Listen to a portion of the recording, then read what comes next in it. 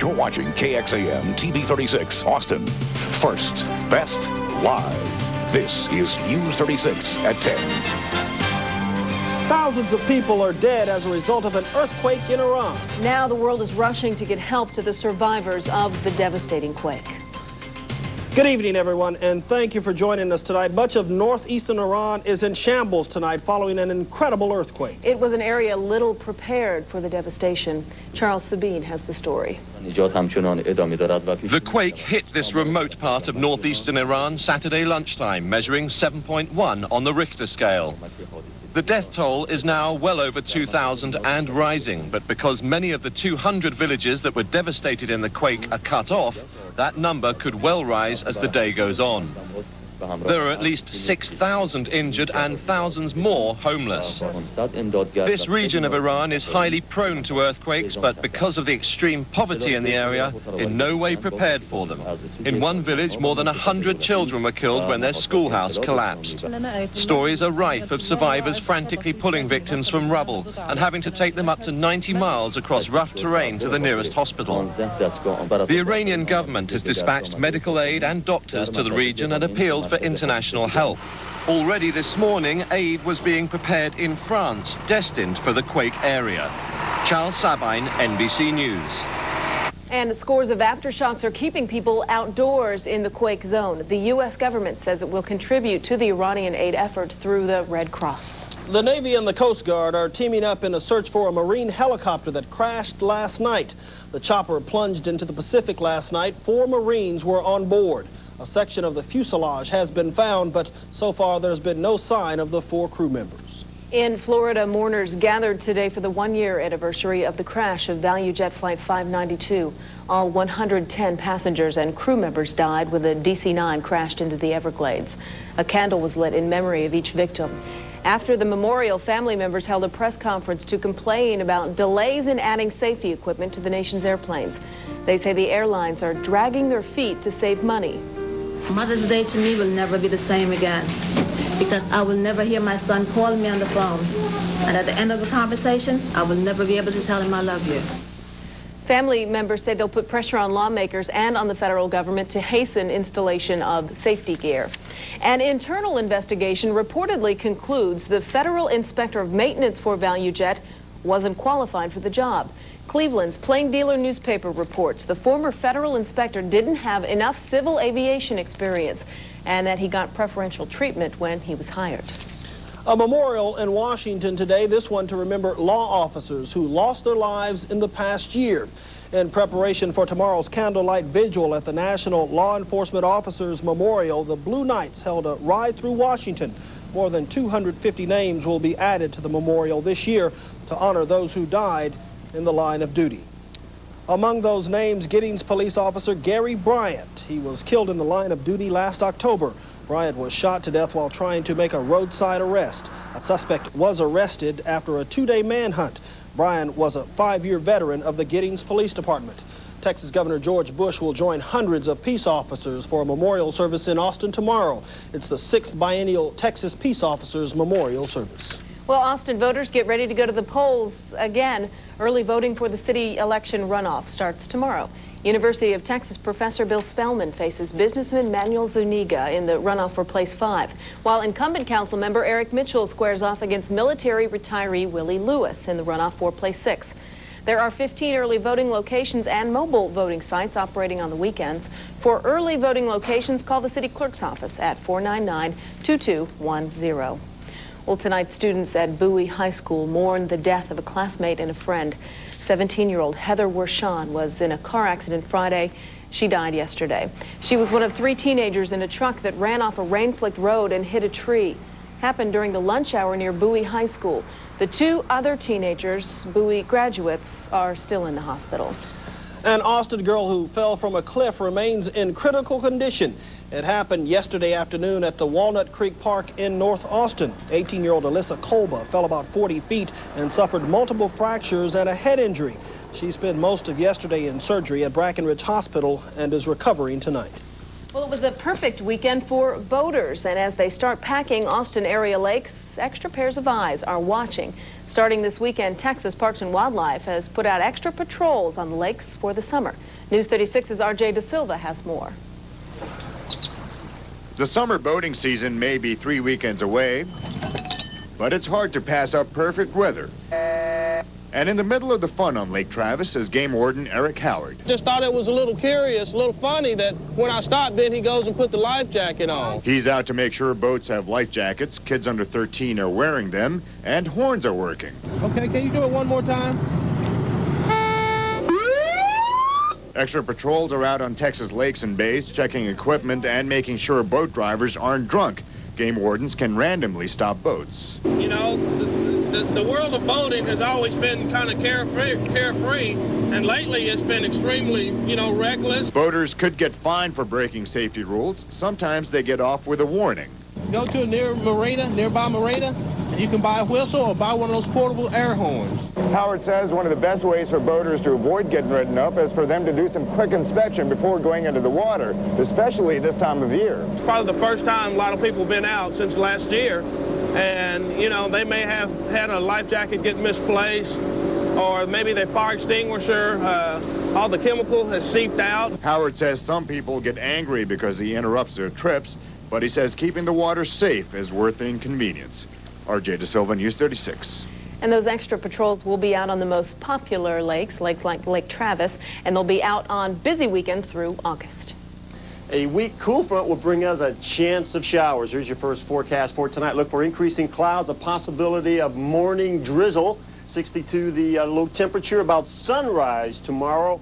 And then look for a 40% chance of showers, thunderstorms late tomorrow afternoon, tomorrow evening. 77 will be the high under mostly cloudy skies. And we'll have the rest of the week's forecast in about 5-6 minutes.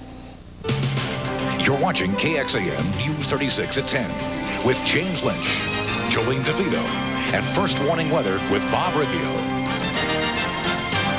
She's the mother of all mothers on this Mother's Day. That story just ahead. And later, the chips are down for chess champ Garry Kasparov. The computer chips, that is. Stay with us. News 36 continues in just a moment. Monday on KXAN News 36 at 10. There are medications that sometimes can help with that to kind of jumpstart you and get you going in the right direction. For many people with a weight control problem, the drug Redux is a solution, telling the brain to tell the body to stop the eating. I've been taking Redux for 7 months. I'll tell you how it worked for me and what can go wrong. The Redux Seduction, Monday on KXAN News 36 at 10. First, best, live. Well, time is running out. Did you call your mother today? I called mine, but one Austin mother didn't get any calls. She got a lot of cards and kisses. A lot of cards and kisses. News 36's Katina McHenry joined the Torres family today for a very special Mother's Day celebration. Not 1, not 2, not 3, not 4, not 5, 7, or 10. Keep counting. You'll land on 15. And they all belong to Supermom Mary Alice Torres. When they were little, where I just didn't know where the heck I was turning to sometimes. 15 kids, ages 5 to 25. 13 are still living in this 3-bedroom house. It's a pretty going place. You don't need a party. There's always a party. In the morning, it's hectic. Everybody's up. Everybody's getting ready. Because if we go somewhere, we drive a van, and we can't off-it. We have to make more than one trip. You learn what it's like to appreciate what you got and little things you do got. Yeah, there's always kids running up and down. Mary keeps an eye on half her kids and grandchildren outside. The household is chaotic but organized because everyone pitches in. The craziest part of the day, mealtime. I always cook lots of food all at once. And you'd be surprised that everybody's out of all that. Sometimes there's times that I have to make more. How in the world does she do it? Lots of energy. Lots of time. As you can imagine, keeping track of everyone is a job within itself. So how do you keep track of everybody's birthday? Well, Mom and Dad have come up with a unique way. This card has all the kids' names, birthdays, and Social Security numbers, and Dad keeps it right in his wallet. Mothers, Mary has 3 words for you. Don't have 15. But her kids love and appreciate her beyond words. That I love her. I love her, and I thank her for giving birth to me. Happy Mother's Day, and I love you very much. In Mary's house, every day is Mother's Day. Katina McHenry, News 36. What a happy family. Mary's motherly advice: have patience with your children and don't spoil them. Well, I hope you weren't spoiled by this weekend's weather because we have rain in the forecast. We'll talk about that in a few minutes. Tuesday at 6 on KXAN News 36. Why is it difficult finding someone to watch your kids? They're not always available when we need them. News 36 uncovers the pros and cons of babysitting and gives you the scoop on finding a good sitter. Tuesday at 6 on News 36.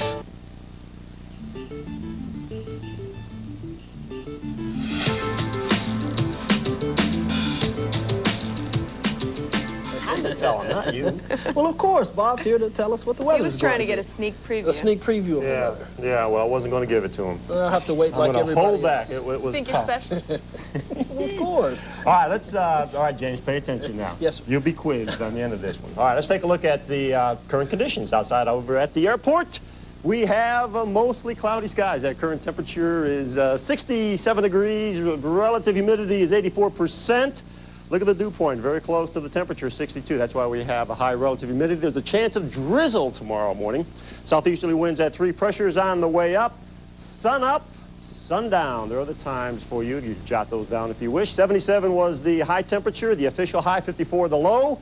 Well below normal, but we'll see these temperatures creep up very, very slowly through the week, and there are the records for you. High temperatures across the school weather network. We have those for you. Here they are.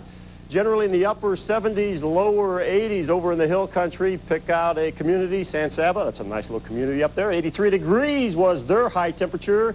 LaGrange, 83 as well. Giddings, 82 degrees. Now, we'll take a look a little bit closer at the metropolitan area. Here are the high temperatures. Westridge, 84. The Children's Museum was 80 degrees. In Del Valley, 84 degrees as well. The fly-through, we're going to go into the fly-through. We're going to fly along this cool front. There were some thunderstorms there, and we'll show you that in a little bit. These are the current temperatures right now. You see some cloudiness over the Gulf, a few little showers there. And this cool front is triggering off some thunderstorms as well over in the Panhandle as well as West Texas. Look at the temperatures drop about 10 degrees behind the cool front. This will be our weather maker late Monday and Tuesday, giving us a chance of rain. Now we'll take that fly through. You can see the clouds over to the east of us, a little break, and then some shower activity out over West Texas as well as the Panhandle associated with that cool front. We'll fly down in there. You can see a nice line of thunderstorms right through the Panhandle, extending to the northeast of Missouri, Illinois. I called up Mom living in Chicago. She told me it's windy, wet, and cold, so Mom knows it all for sure. We have clear skies over the East Coast, and we're going to fly back over here to the southwest, and the high temperatures, 80s and 90s, kicked off some afternoon thunderstorms over there. And we'll set this in motion for you now. The last 12 hours, you can see these cloudiness develop. That's the high cirrus coming off those thunderstorms, and you can see a line right through here of those showers in the Panhandle. Here's that line we just flew through, extending up into the Great Lakes area, and Mom lives right about there, so she was right. It was wet in Chicago. To the east, not much rain, and then we don't see too much back here to the west. Here's the weather map for Monday. This is the cool front. Right now, it's in the Panhandle. It'll settle down to the south. It'll be the focus for some shower activity late Monday evening, and Tuesday. So we'll look for the possibility of rain right on through central Texas for the next few days. I don't expect more than an inch, nor do I expect any severe weather associated with this front. There's just not much punch to it. Here are the high temperatures for Monday. 80s along the Rio Grande, 70s and 60s in Texas, 70s and 80s over the southeast, and my mom can expect high temperatures in the 50s, 70s and 80s out to the west. All right, here's the forecast for you, Jolene, James, and Jolene's mom, who is visiting with us. 62 is the low temperature. Some drizzle later on tonight, tomorrow morning. Keep that in mind as you dress the kids as they head off for their almost last week of school. Can you believe that? Last week of school. Pretty close. Southeasterly winds at around 5 to 10 miles per hour. And then tomorrow, 40% chance of those late afternoon showers, evening thunderstorms. Southerly winds at around 15 miles per hour. 77 under mostly cloudy skies. Here's the 5-day forecast for you. That cool front will lay across central Texas right on through Tuesday, so it'll be the focal point for more showers on Tuesday, 30% chance of showers Wednesday, and then we're going to clear things out very, very slowly on Thursday and Friday. A very typical May week. You know, May is the wettest week we have in Central Texas, and we're going to have a week of wet weather. Living up to its reputation. Yes, it is. Yes, it is. Thanks, Bob. Well, the big matchup of man versus machine is over. We'll tell you how it ended next in the weekend's top stories. Stay with us. This segment of News 36 is brought to you by JMC Homes. The School Weather Network is now a group of almost 70 schools and fire stations and other locations where there's live weather conditions at that moment. It's a network unlike any other in the state of Texas. The News 36 School Weather Network. We've got you covered. Property tax relief is one step closer to reality. That tops our list of this weekend's top stories. The Senate approved a bill yesterday to reduce local school property taxes by raising some state taxes. A different version already passed in the House, meaning negotiations in a conference committee. The House, meanwhile, approved a bill to allow home equity mortgages, and that measure now must get Senate approval. World chess champion Garry Kasparov goes down in defeat at the hands of IBM's Deep Blue computer. Kasparov resigned from today's final winner-take-all game after just 1 hour and only 19 moves. This was the first time Kasparovs have ever lost a chess match. The death toll has reached 2,400 in the wake of yesterday's catastrophic earthquake in the remote mountains of northeastern Iran. A massive relief effort is now underway there. The Rockets try to get control of their playoff series with the Sonics. Highlights are coming up next on the Sunday Sports section. Roger Wallace is here now with a preview. Coming up on the section, the Rockets looking for the mini sweep in Seattle. We will all that, plus the day on ice, NHL playoff action. Chris Tynan joins me in just a few minutes. James and Jolene. All right. Thanks a lot, Roger. Thanks, Roger. Well, the Cannes Film Festival gets spicy. Are you ready for Spice Girls, the movie? Gosh knows I am. That story just ahead. Stay with us. This is News 36. You saw these stories on KXAN News 36.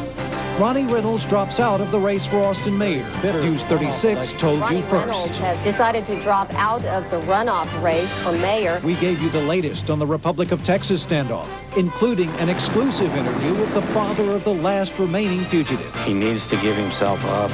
And showed parents an easy way to protect their children. If you don't watch, it can be you. Keep watching KXAN News 36. British pop sensation the Spice Girls are upstaging established film stars at the 50th annual Cannes Film Festival. The newfound success of the Spice Girls continued today at Cannes as they announced their acting debut in a film called Spice the Movie. Hundreds of people gathered outside the group's hotel to get a glimpse of them during a news conference. Spice the Movie will be based on a hectic week in the lives of Britain's most famous female band. Elton John and former Monty Python member John Cleese will appear in the film, which is expected to begin filming sometime in June. And